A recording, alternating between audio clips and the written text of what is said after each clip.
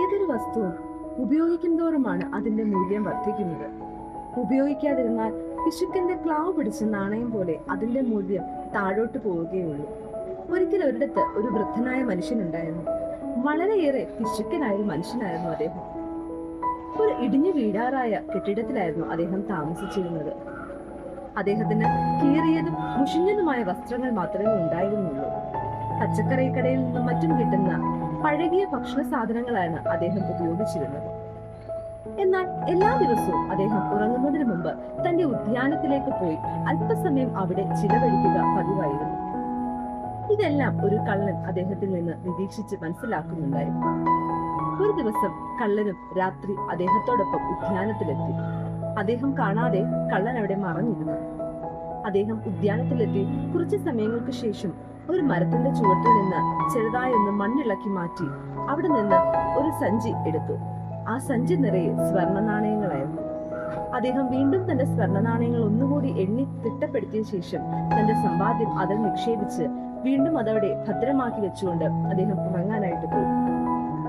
ഇതെല്ലാം നിരീക്ഷിച്ച് മനസ്സിലാക്കി കള്ളൻ പിറ്റേ ദിവസം ആ പണസഞ്ചി അവിടെ നിന്ന് അപഹരിക്കുകയാണ് ഉണ്ടായത്. പതിവ് പോലെ അദ്ദേഹം അന്ന് വൈകുന്നേരവും തന്റെ ഉദ്യാനത്തിലെത്തി നോക്കിയപ്പോൾ മരത്തിന്റെ ചുവട്ടിലെ മണ്ണ് ഇളകി കിടക്കുന്നതായി അദ്ദേഹത്തിന്റെ ശ്രദ്ധയിൽപ്പെട്ടു. അദ്ദേഹം അവിടെ എല്ലാം നോക്കിയപ്പോൾ തന്റെ പണസഞ്ചി നഷ്ടമായ വിവരം അദ്ദേഹം അറിയുകയുണ്ടായി.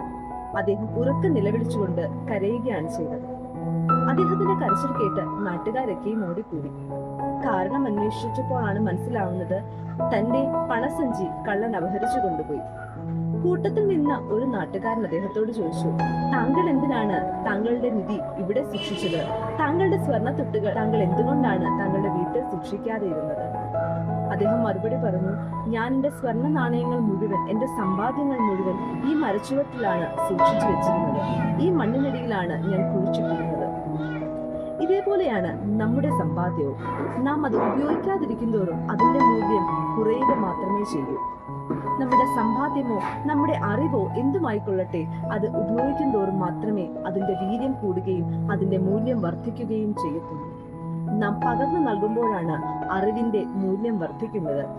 മറ്റുള്ളവർക്ക് മനസ്സറിഞ്ഞ് നൽകുമ്പോഴാണ് നമ്മുടെ സമ്പാദ്യത്തിന്റെ മൂല്യം വർദ്ധിക്കുന്നത്. അങ്ങനെ ഉള്ളതിൽ പങ്ക് മറ്റുള്ളവർക്ക് നൽകാനായി നാം ശ്രമിക്കുക.